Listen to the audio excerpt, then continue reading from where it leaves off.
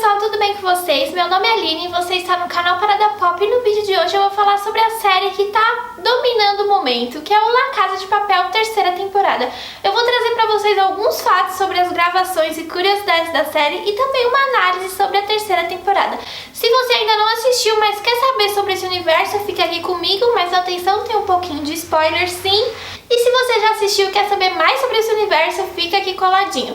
Então, roda a vinheta.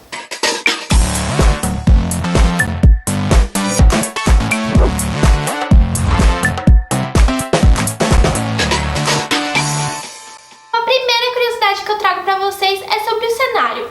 A primeira e a segunda temporada foi feita, todo o cenário baseado na fábrica de moeda da Espanha, e a terceira temporada fala sobre o assalto no Banco Central da Espanha. Porém, os dois lugares que foram procurados pela produtora e pelos diretores se negaram a ajudar a produção a gravar, Então eles não acharam que era interessante para eles que a população e o mundo inteiro soubesse como de fato acontece tudinho lá dentro. E nem fosse gravado lá dentro para que as pessoas não tivessem a percepção que era um lugar fácil de entrar ou de assaltar, nem nada. Eles não quiseram autorizar as gravações lá dentro e nem ajudar eles a fazer um cenário que fosse exatamente igual. A segunda curiosidade que eu trago pra vocês aqui é que La Casa de Papel não seria La Casa de Papel, não. A ideia dos diretores e dos produtores era que a história focasse não no assalto, mas sim na vida dos assaltantes. Então não seria La Casa de Papel, seria o quê? Os Despejados, porque ia falar sobre a vida difícil que todos eles tiveram. Eu particularmente acho que foi uma boa jogada ter mudado pro nome de La Casa de Papel, porque é um nome muito mais comercial e chamativo, Terceira curiosidade que eu trago pra vocês é que todo aquele dinheirão que foi usado na primeira e segunda temporada e nessa terceira, na chuva, foi em papel de mentira, obviamente, mas foi impresso por um jornal em espanhol. E ele foi feito em papel jornal também. A quarta novidade que eu trago pra vocês é que algumas cenas da primeira e segunda temporada foram gravadas de final de semana no edifício de investigação de Madrid, que foi autorizado por eles para usar o edifício para gravações só no final de semana, quando não tinha muita movimentação. A quinta novidade é uma coisa muito legal, que deu pra perceber como eles estavam com vontade de fazer a série dar certo, Foi que o piloto foi gravado 53 vezes. Eles gravaram e regravaram até que tudo ficasse perfeito nos olhos deles, para que a série pudesse se tornar uma série muito famosa e que fosse renovada para próximas temporadas. E parece que deu certo, Emendando nessa novidade, eu trago a sexta pra vocês, que é sobre a cena do professor com a Tóquio na primeira temporada, quando eles conversam e o professor tenta trazer a Tóquio e convencê-la a fazer parte do bando deles, para participar do roubo. E essa cena foi gravada por 5 horas, eles gravaram e regravaram, para que ela fosse perfeita e desse aquele toque emocional que precisava para chamar a atenção do público. Outra novidade que faz bastante sentido e é bem legal saber, até por causa da terceira temporada, é que nessa terceira temporada a gente vê bastante o Berlim. Porém, essa doença que tanto é falada agora, e também foi falada na segunda temporada, que ele estava enfrentando uma doença, mas essa doença na verdade não existe. Ela não existe na vida real, Aqui a gente não tem nenhuma doença que seja parecida e nem que tenha algum nome assim, Então foi uma coisa totalmente ficcional para o personagem passar por todo aquele apelo emocional até chegar à morte dele na segunda temporada. E por último, a novidade assim que já vou emendar aqui pra minha análise, que é que a terceira temporada deixou a gente com um gostinho de quero mais, Porém a Netflix já renovou pra quarta temporada. A gente não tem aí uma confirmação de data, nem quando é que vai sair, se vai ser no próximo ano ou no próximo, porém deve ser no próximo ano, Mas a Netflix já disse que vai ter continuação sim. Bom, agora vamos falar um pouquinho sobre a terceira temporada. Nela a gente vê, como é que tá a vida dos ladrões mais famosos do mundo, como que foi que eles fugiram, onde tá cada um, o que tá acontecendo, e a gente acaba descobrindo que eles estão bem, estão vivendo a vida deles, cada um do seu jeitinho, cada um vivendo em duplas, não é?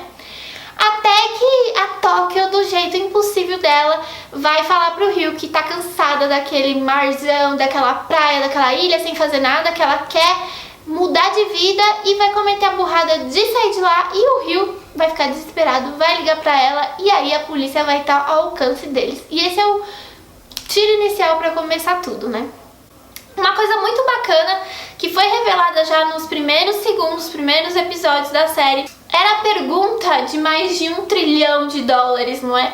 Que era se o Berlim estava vivo ou se estava morto. A Netflix usou o personagem Berlim muito bem. A primeira e a segunda temporada ele foi de grande destaque. Nessa terceira temporada ele também é de grande destaque. A Netflix usou ele em campanhas promocionais e todo mundo queria saber, será que o Berlim morreu mesmo na segunda temporada ou ele vai voltar? A Netflix vai dar uma de doida e vai fazer ele aparecer na terceira temporada? Pois ela fez sim ele aparecer na terceira temporada, mas de uma maneira muito sábia, na verdade, né? Eles não fizeram uma volta triunfal do Berlim, não. Eles usaram ele como flashback.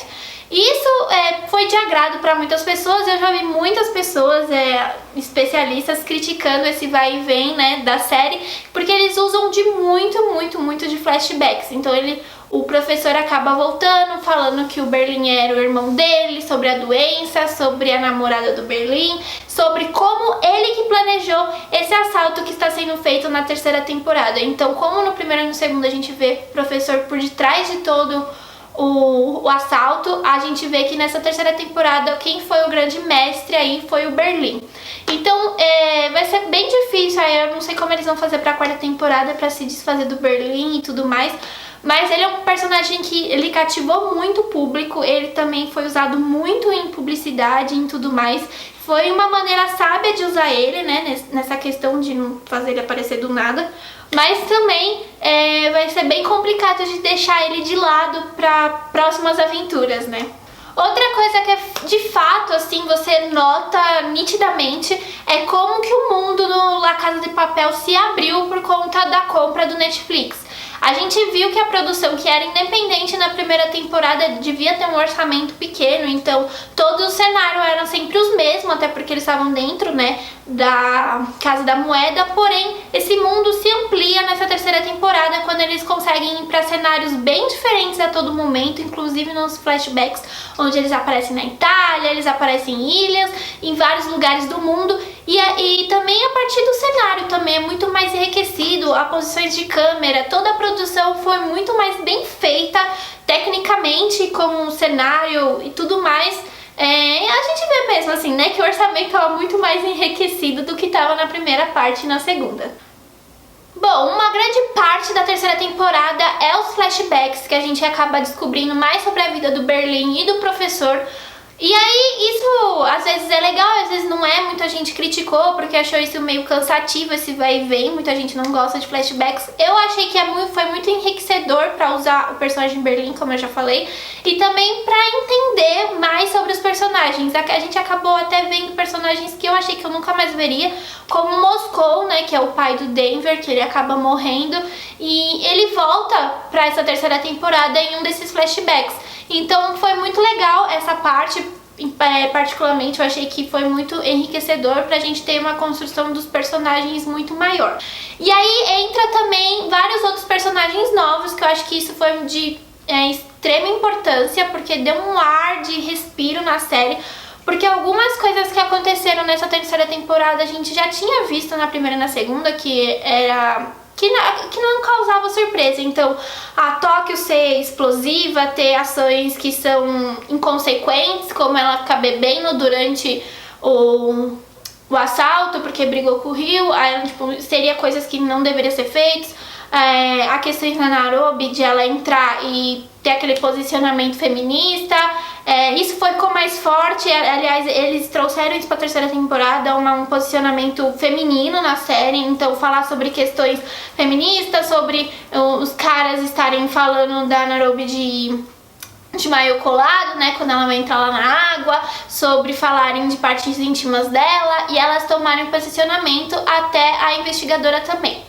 Aí que a gente entra na parte da investigadora nova, que é super odiada, eu tenho certeza por vocês. Eu só achei que ela acaba entrando na série pra ação mesmo muito tarde, né, gente? Eu, particularmente, quando eu comecei a temporada, eu já tava esperando a entrada dela.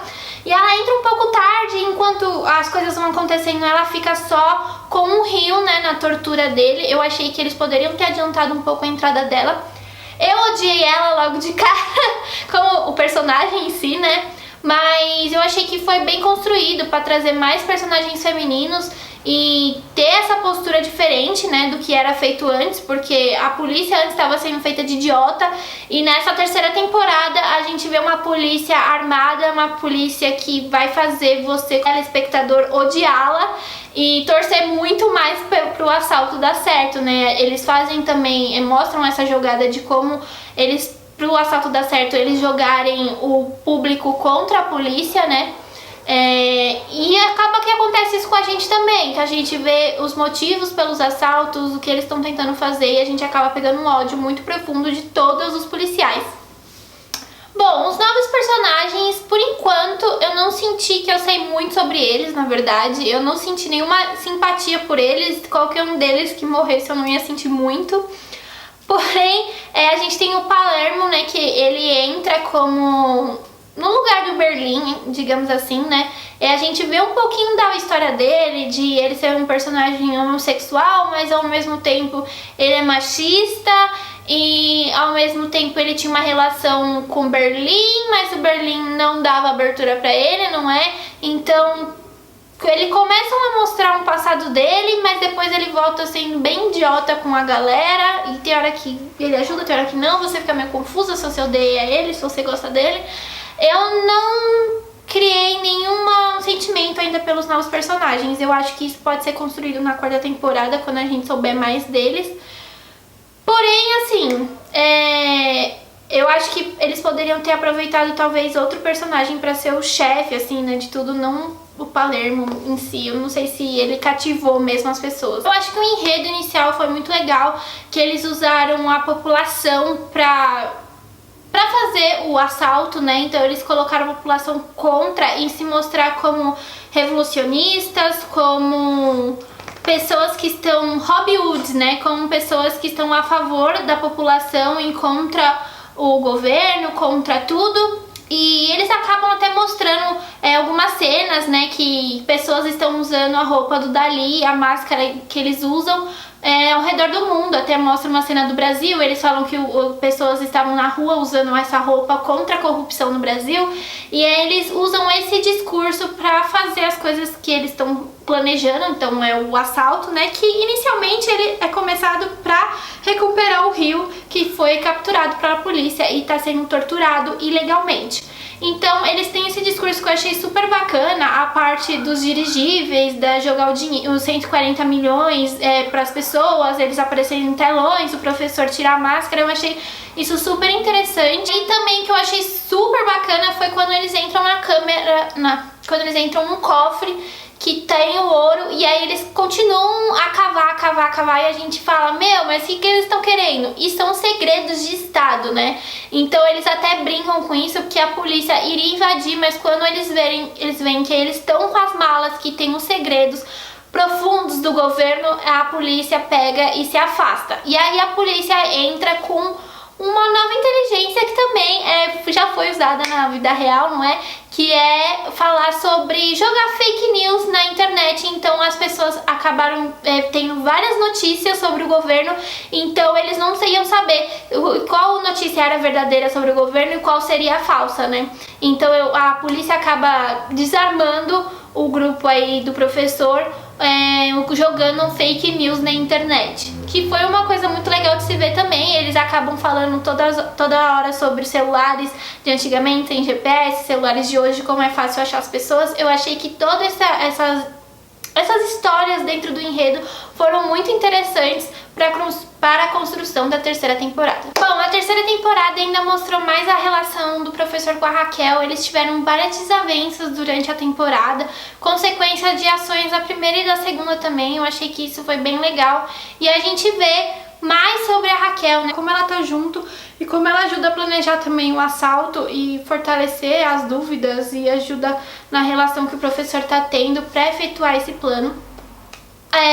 A gente acaba vendo ações que foram inesperadas e fatos emocionais que houve com o professor também, e sobre a decisão deles de entrar pra guerra, né, contra a polícia mesmo, que foi as palavras do professor, que ali não era mais em defesa das pessoas, não era mais sobre o assalto em si, era sobre vingança e sobre guerra contra aquelas pessoas que estavam matando, né, os amigos dele e tudo mais.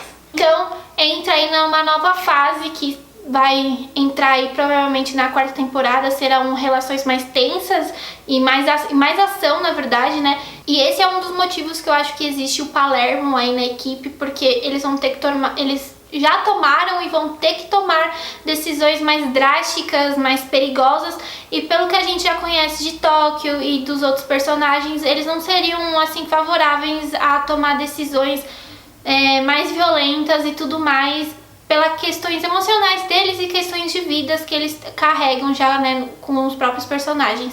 Então seria o Denver que tomaria a frente, então eu acho que não seria uma opção tão boa pra ser, assim, até um pouco odiado pelo público, né? Então acho que é por isso que eles colocaram aí o Palermo na entrada, como chefe aí do bando, dentro do banco. Então é isso, gente. Eu acho que foi um bom alívio que eles tiveram com personagens novos. Eles não são cativantes, não são. Eu espero que na quarta temporada a gente mude de ideia ou entre pessoas mais legais. Eu acho que foi um bom olhar que a gente teve mais sobre a relação do professor com os outros personagens, um pouco mais para saber sobre o passado deles, como eles estavam planejando as coisas. Eu achei isso super positivo. Eu gostei dos flashbacks usando Berlim, eu achei que foi super legal a ideia que eles tiveram, apesar de um pessoal não ter gostado. E é isso, já estou ansiosa para a quarta temporada, eu espero que chegue até o final do ano, eu acho que não, mas que chegue no começo do próximo ano e seja boa, igual foi essa primeira, segunda e terceira temporada.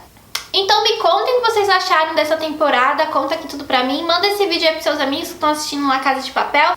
E não se esqueça de se inscrever aqui, que você vai ajudar muito o nosso canal a continuar criando conteúdo aqui pra vocês, tá? Um beijo, até a próxima, tchau!